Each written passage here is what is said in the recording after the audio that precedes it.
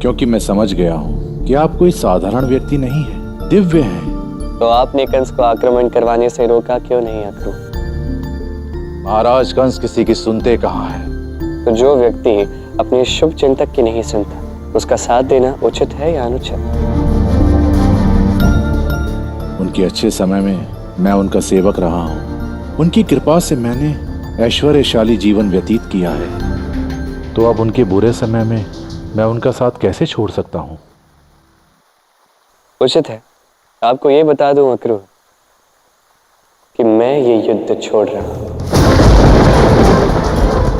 अर्थात? आपने मेरी शक्ति देखी, मुझे दिव्य समझ लिया, किंतु दिव्यता केवल शक्तिशाली होने में नहीं, वास्तविक दिव्यता दूसरों की शक्ति जागृत करने में है, दूसरों को दिव्य बनाने में है। कल कंस के 8 भाइयों से मैं युद्ध नहीं करूंगा अक्रू। क्या? आप नहीं तो उन विध्वंसकारी शक्तियों से? राधा। राधा? किंतु वो तो एक साधारण बालिका है, कोई मनुष्य उन शक्तियों से नहीं लड़ सकता। वो लोग राधा का अंत एक क्षण में कर देंगे।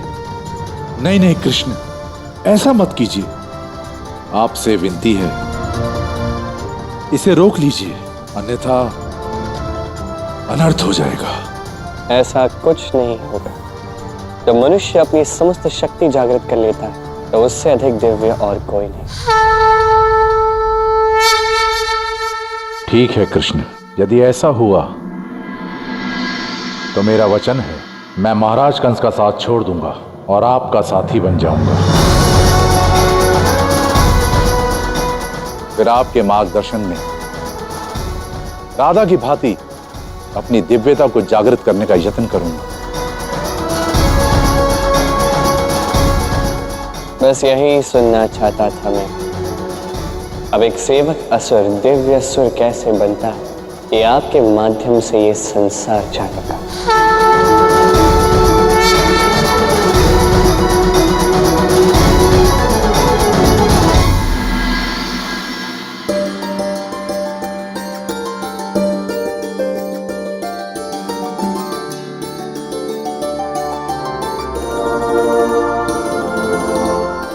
ये गाना पुनः लुप्त हो गया।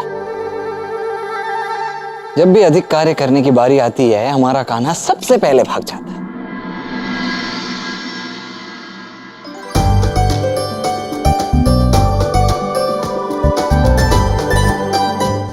सुनिए, सब लोग सुनिए। आज दशहरे का दिवस है, हाट का अंतिम दिवस है और हमारे पास एक बहुत ही कठिन लक्ष्य है, किंतु मुझे विश्वास है कि हमने जो परिश्रम किया है उसका फल हमें अवश्य मिलेगा। आज 108 गांव के लोग यहाँ आएंगे और हम कंस की दी हुई चुनौती को अवश्य जीतेंगे। हाँ राधा, हम सब पूरा परिश्रम करेंगे।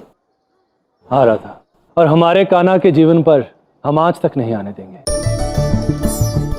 हाँ मित्र, इससे कृष्ण की भी रक्षा होगी और आने वाले वर्ष में महाराज कंस को किसी भी प्रकार का कर नहीं देना होगा। तो हाट के द्वार खोल दिए जाए? तो द्वार खोल दो।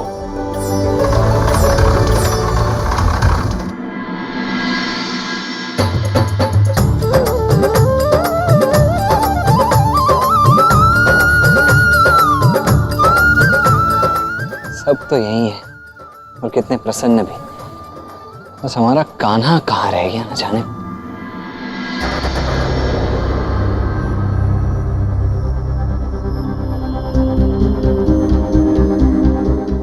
कान्हा, वहां 108 गांव के लोग आए, तुम यहाँ खड़े होकर न जाने क्या ताक रहे हो शून्य में। भविष्य देख रहा हूं।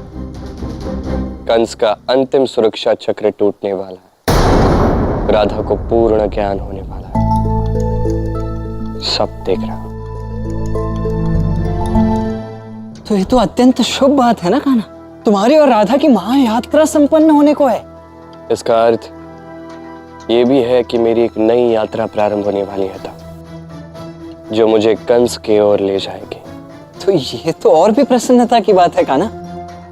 कान्हा, कंस के अंत के पश्चात तो तुम्हारे और राधा के मध्य कोई बाधा रह ही नहीं जाएगी। तुम्हें तो ज्ञात है ना, मेरी कब से इच्छा थी कि नारायण और नारायणी को एक साथ एकाकार देखो। कंस का ये सुरक्षा कवच टूटते ही मेरी ये इच्छा भी पूर्ण हो ही जाएगी कान्हा। अरे कान्हा, तुम्हारे और राधा के मध्य का ये महाविच्छोह समाप्त होने को है, अंत होने को है इसका। फिर तुम दुखी क्यों हो कान्हा? हाँ?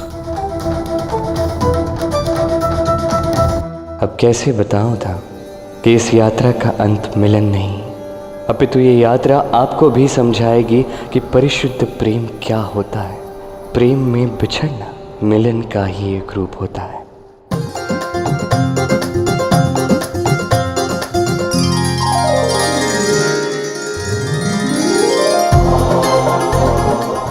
मुझे तो पूर्ण विश्वास है कि हमने महाराज कंस का सारे सामान बेचकर जो धन अर्जित किया ना, उससे हम लोगों ने अपनी चुनौती पूर्ण कर ली है।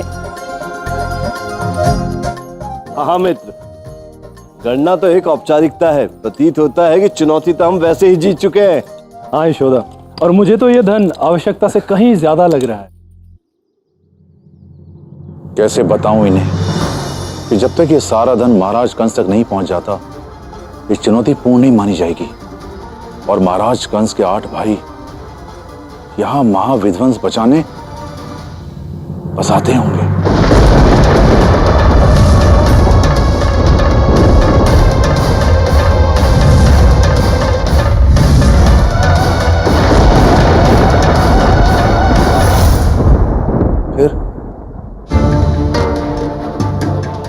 फिर ये सारा धन छिन गया तो अफसाना अपनी चुनौती हार जाएगा, अर्थात कृष्ण को महाराज कंस के सम्मुख जाना ही होगा, क्योंकि राधा का तो उन 8 को परास्त कर पाना असंभव है।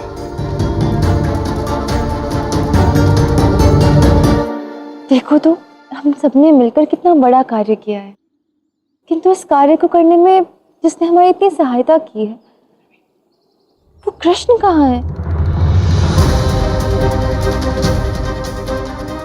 कान्हा, ये तुम कर क्या रहे हो?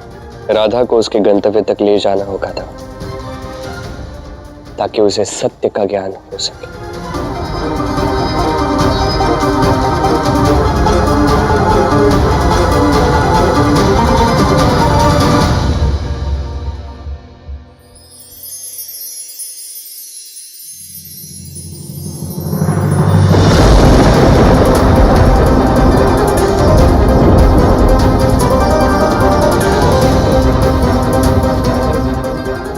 पता नहीं ये कृष्ण कहाँ जा रहा है।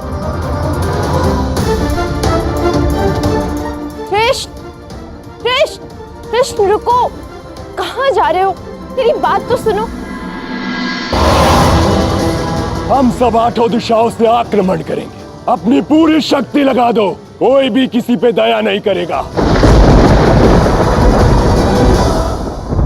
हे नारायण, ये कैसा विचित्र व्यवहार है। यदि इससे बात करनी हो या जीत का आनंद इसके साथ बांटना हो तो इसके पीछे पीछे चलो। ये इस यात्रा के कुछ अंतिम पग है राधा। ये अंतिम बार होगा जब तुम मेरे पीछे पीछे चल रही होगी, क्योंकि आज के पश्चात तुम सदैव मेरे साथ ही चलोगी। कृष्ण, ये कृष्ण कहाँ चला गया?